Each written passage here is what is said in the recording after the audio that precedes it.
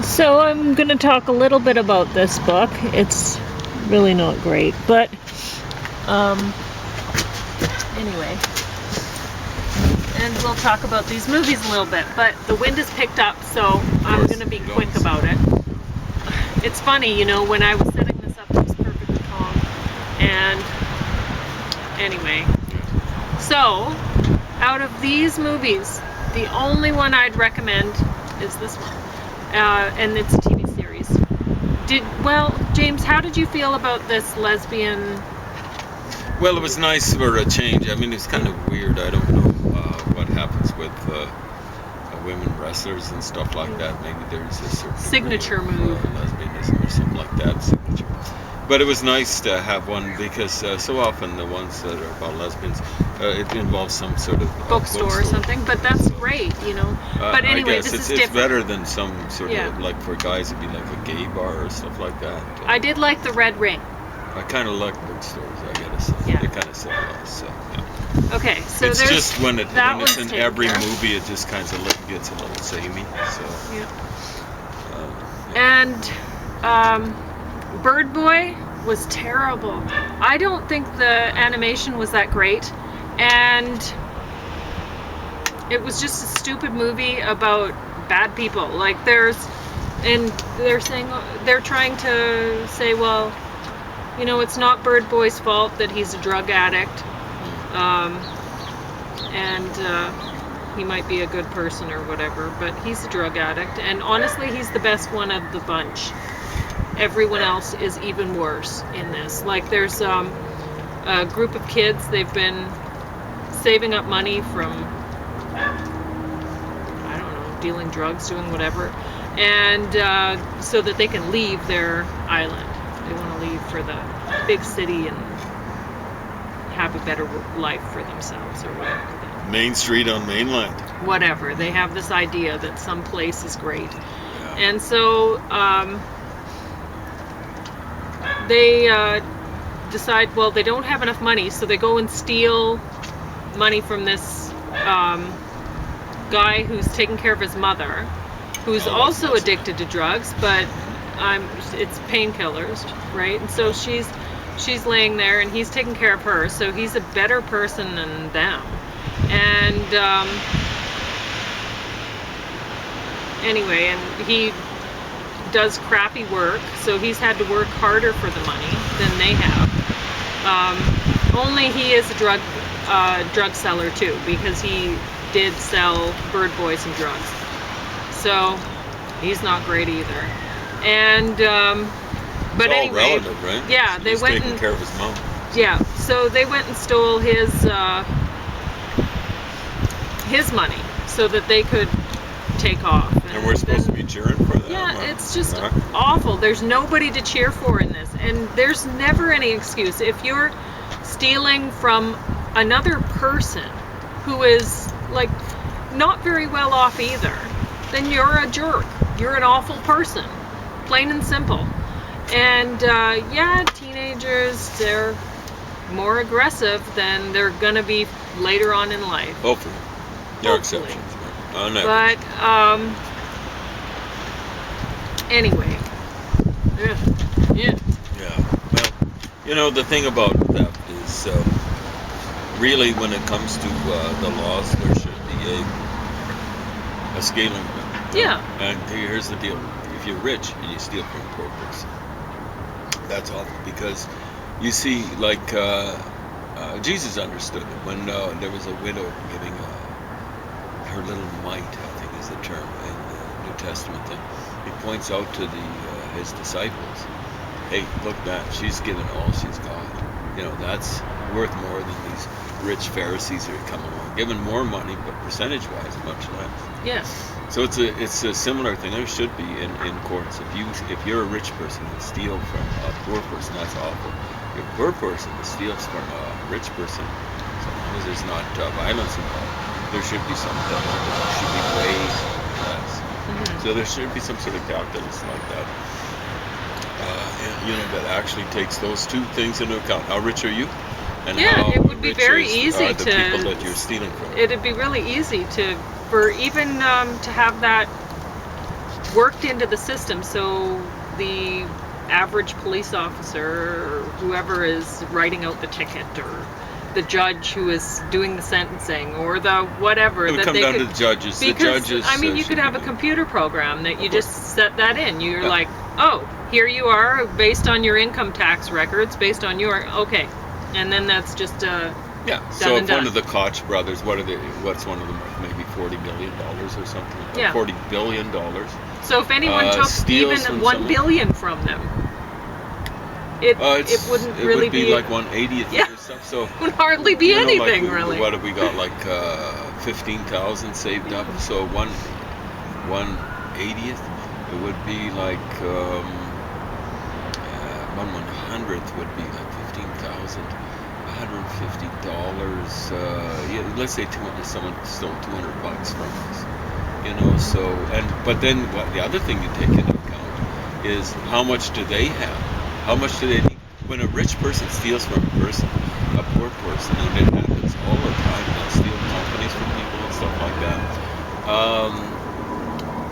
That would compound. You'd have to combine the two, and it would lead to the other thing is no fines, except for like slight misdemeanors or something like that. I don't. And again, the fines would have to be based on how much a person makes and how much. You see what I'm saying? But here's the deal: rich people would have to go serve the full jail term. Full jail. Well, it should be a community service sort of thing, and it should be the same sort of community service for each person. So, if you're a rich person and you stole whatever and you get sentenced, then you're still mopping the floors of the homeless shelter, just like anybody else would be, or whatever. Do you see what I'm saying? Maybe. Yeah. There's a lot of good work that could be done by people. I mean, putting people in prison doesn't really serve a lot of good for anyone, does Well, it? I mean, if they're violent, they should be in prison. Many for life sentences. It shouldn't be a punishment. It should just be and it wouldn't even be a message in deterrence, because deterrence doesn't work for most of these bozos. You know, like a lot of people who kill people, like they just see red, they kill them, right? They kill them in passion. They can't be trusted around people. So the whole idea, there would be some punishment, which is, hey, you're stuck with people of your own kind, people who are violent, but they should be separated. But maybe long prison terms for people who are thieves is maybe the one sort of thing. The big trouble with doing community services, it could morph fairly easily into something like labor camps and stuff like that. You know, like the communists got really good, or maybe I should say bad at that, so punishing people that they didn't like, and sadly about 50% of them would be not criminals but just political prisoners, economic criminals or whatever. But yeah, if you're addicted to drugs or sugar or whatever, GABA. GABA, eh? Gabba, hey, as the Ramones sang, eh? Very affordable, and it's a neurotransmitter. It's naturally works in your brain and everything, so it's a natural way to kick any kind of addiction. Well, there you go. So if you're addicted to something, it really is your own fault if you stay addicted to it. It really is. You have the knowledge. Take GABA. If you have to raise the dose and just work, it's not going to be an overnight thing. It's going to take at least a few days, and then after that you have to keep going on it for a while, because if you stop, then you'll just go right back. But so that'll whatever. get a person through that initial rough stage, and the whole deal is get away from the folks that are going to be offering you a cigarette or whatever, alcohol. If needs be, join up something like Alcoholics Anonymous. Like the religious component of that doesn't exactly thrill me. I don't know how well that works. Well, I think it works. It does. Okay. I'm not sure, but some people think it's about the only thing that works in terms of long term. Okay. Sustaining it. That's the real key. Lots of people can go through that horrible process of withdrawal. The more times they go through it, the less they like it. But the real thing is sustaining it, right? And the whole thing is getting people who are going to support you and not undermine you. The real problem is people are undermining. Here's the cigarette. Hey, try one. They're like zombies. They just, it's almost like they want people to be down in the pit with them. I don't get it. Anyway, and you have to figure out, well, what do I want out of life? Do I want to be a zombie, or do I want to actually go out hiking and enjoy watching the sunrise in Yoho? I'm reading books. That was nice. I'm watching. Sure, learning. Films, learning. Appreciate learning. Yeah. And when you're sick, fiction DVDs from your local public library. You don't need to buy anything. You need to stop being a consumer. Really, drug addiction is just it's just another way that you can, another type of consumption, right? It's drug consumption. You're still a consumer. So you need to figure out, okay, well, do I need to be a consumer? Who is benefiting from this? It's really not you. If you're addicted to drugs, it's not you. Whoever is selling you the drugs is certainly benefiting. It's like gambling. The house always wins. Exactly. So, and if you're addicted to sugar, that's not benefiting you. That's lowering your immune system. So then things like this coronavirus that's going around, well, there you go. You got it, and you might be done. Yeah. Because if your immune system is compromised, you're not going to be able to handle it. Yeah, or you catch diabetes. Apparently diabetics are prime targets for this coronavirus, or COVID-19 called. Oh, okay. Whatever you want to call it. But, yeah. Okay, so this was terrible. It was, it's one of these family-approved Dove seal movies. Oh, I saw that one. That was so hilarious. It was almost so worth bad. watching. So bad. Well, it's actually it was well worth sleeping to. No, it's bad. Bad. The It was League a of snooze fest. Legend Keepers. Yeah. So bad. Thank you, Dove, whatever. Pauline didn't like it, but gosh. yeah, that was corny. I got to tell you, it was cheesy and corny. It was like cheese. What are those Cheetos? No. What are those orange horrible things? I think they're Cheetos. Cheetos. It was Cheeto-ish. Cheeto-ass. The Cheetos seal from James. The Cheeto seal of approval for this thing. Okay, so this one, straightforward. I would not recommend it, and here's why. It's a TV series, and there's a lot of subtitles. If you happen to know, I don't understand. This was made in New Zealand, but what Danish? If you happen to know Danish, then let me guess. Maybe it's worth subtitles. watching. But honestly, I watch TV so that I can get other things done while I'm, or if I'm too sick, then that's. But so for a TV series, nah. There's very few TV series that are worth me sitting there and actually paying really close attention, reading all of the subtitles, whatever. Most of the time, I'm doing something else. I'm cleaning, I'm cooking, I'm reading books, I'm like filling seed packages this morning. Whatever, right? I'm not full on watching anything. So, unless it's a great course, then I am. And those could be in Danish, and I would watch them just fine with the subtitles. So, but not that. So, My Life is Murder. Lucy Lawless looks as beautiful as ever. Honestly, she looks amazing. And you hear that bird? That bird was anticipating. Yeah. It's giving her really a perching ovation up there. Yeah. It's amazing. So I would say I didn't really enjoy the show as a mystery, whatever. It was okay, right? It's kind of corny, but they're trying. Mystery. They're trying. But I did like the fact that her sidekick is an Aboriginal person from It looks Australia. like it. And I like the fact that she obviously speaks. Lucy Lawless speaks. It sounded like German to James, fluently. Well, I was thinking enough. Dutch at first, but anyway. And James thinks German, so she speaks Well, the German. first part of it sounded a little bit Dutch, but so I can't guarantee she wasn't. Okay. I didn't have. I had just woken up. All right. And she also speaks Italian in this, which I found Pretty impressive. really impressive. I had thought that Lucy Lawless was just a pretty face, and well, breast, you know, of her is very pretty too.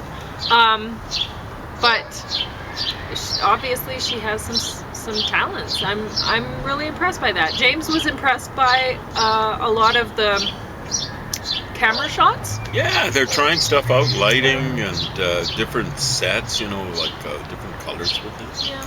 So he was impressed it's more by like that. movie type. So this out of all of the things, this one's the one worth watching from your local public library. And I know this is a mixed bag of stuff. It's just that I wasn't feeling well, so I went through some fiction stuff. So But not high quality stuff. Yeah, That bird it's is really enthused about your very enthused about it. podcast or whatever you call it. Look at that. Can you see him or her in there? I can't, but I need new glasses. Honestly. Well, he's kind of For great. a long like time, he's- I've needed new glasses. Yeah, kind of look up a little bit above the far part of the stairway, and he's down fairly low. You know, like he's. I can't see him. I'll look for him later. Anyway, I couldn't see him for the longest time, but certainly it's a is real talkative. cute little thing. You know, like an amazing sound for something that small. Yeah, I wish you could see him. Very cute, very animated. Okay, you can. Sorry about that. I drink your cauliflower juice and tell people Oh, what I it tastes haven't. like. I didn't know. I couldn't. I was wondering where it was. I was like I drinking just it before. can't see him. I'm sorry, I can't see the bird. I would show the camera the bird if I could Well, see see, him. like here, do you see where that the cross where the window is? He's about at that height. He's actually fairly low.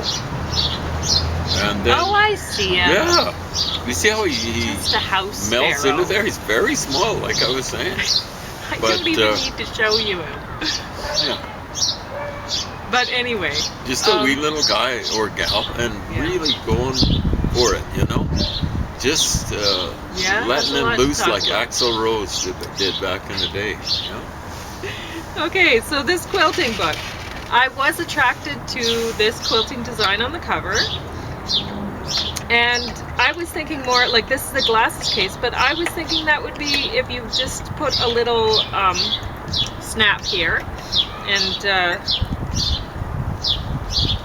anyway, then it would be great for just a little tiny necklace sort of purse. You could, you know, wear it around your neck and put whatever you want in it.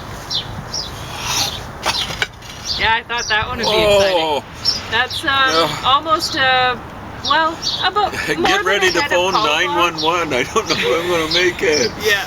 Wow. And ginger. So What that's, does not kill one makes one stronger. Yeah. Friedrich Plus Nietzsche. the turmeric, and James had the pepper in his squash with the couscous and mushrooms and stuff. So anyway, Wow. yeah, I did mark a couple that I liked.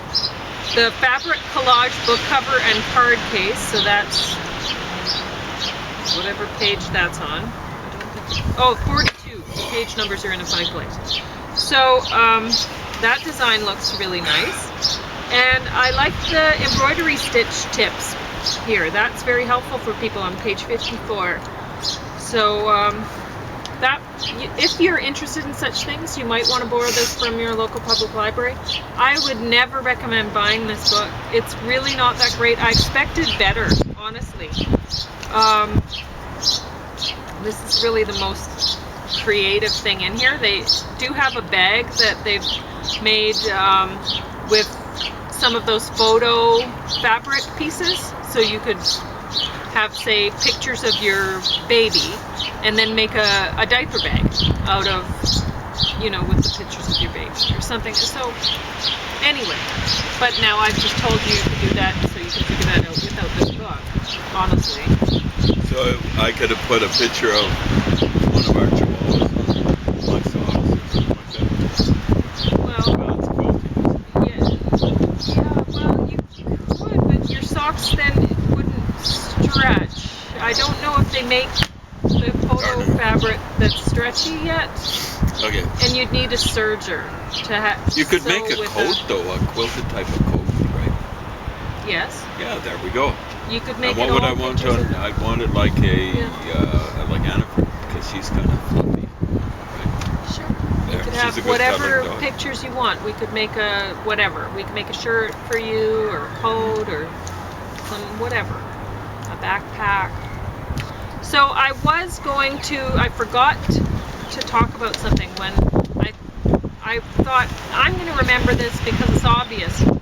But the Made in Heaven series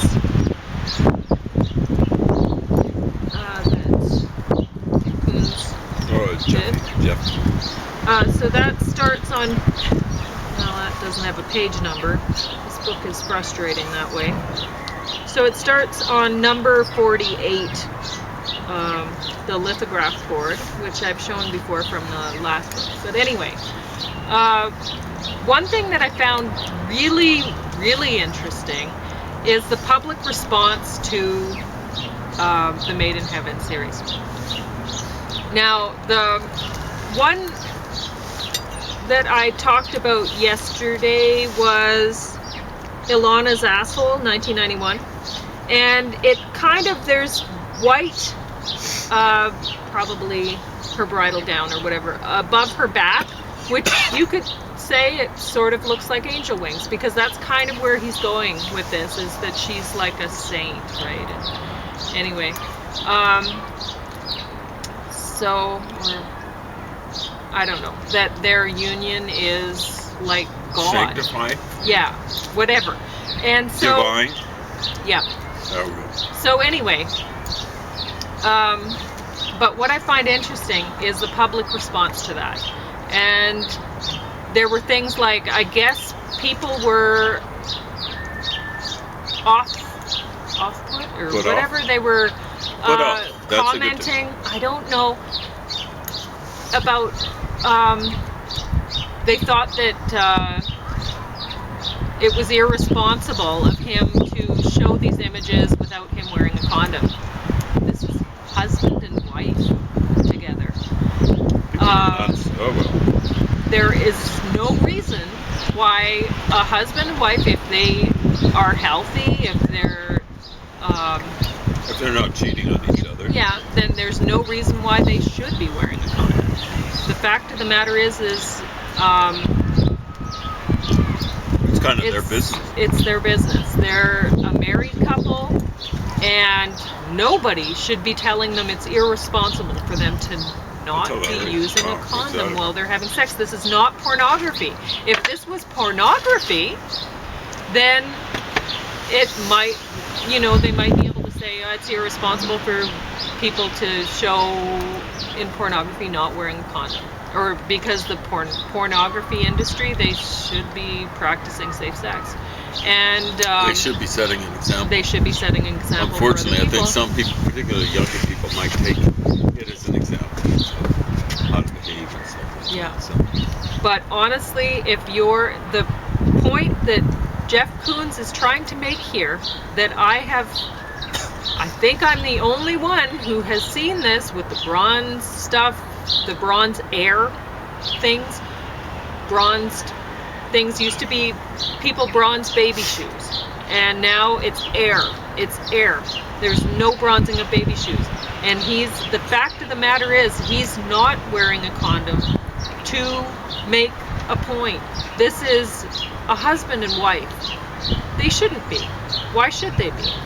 Right? This should be a sacred thing for a husband and wife to make love with each other. And I mean, it's unfortunate that It didn't work out for them. that it didn't work out. I mean, Exactly. she's not aroused in the pictures, and I don't think he understands that. I don't think a lot of people know what a woman looks like, what her genitalia should look like when she's aroused. I think that's lost on people. And I can see where it'd be lost on him. I think he's not very. I think he's probably fairly, good at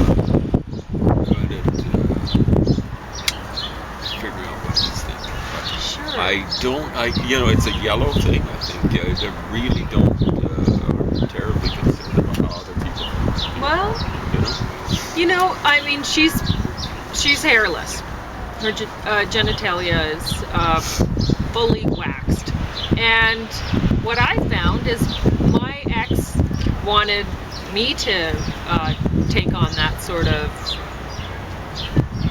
whatever. And I, the first time he shaved me, I didn't want to show him or anyone else, but I didn't want to see it myself. I looked in the mirror and I'm like, I cried. I was like, I didn't want to see it, and I told him, this looks terrible. It looked like I was a child, and I didn't like it. And then, so we compromised, and I was allowed to keep a triangle, and which visually that was fine for me, because I wasn't going to be looking anywhere else, and so it didn't matter to me, right? But the fact of the matter is it felt terrible. So then sex, I realized, wow, the hair is actually, it helps. It makes it feel good. Whereas if you don't have it, then even with a lot of lubricant, there's pulling and stuff, and it's horrible. Like the labia get pulled in, and it's actually kind of painful, and it's not enjoyable at all. So I told him, well, either we're doing oral 100%, or the hair goes back on, because this feels awful. And you see that, like you were saying, ultimately it's kind of creepy. Well, it is creepy anyway. Yeah. It's, why would anybody want to have sex with like a female without hair? That's disturbing, honestly. So, but anyway, that's all I had to say about this, was the public commentary for his work. Okay, that little bird just kept on going. But he's gone now. I can't show people. No, he's there. He moved a little bit, but I'm not going to try he's to still show them.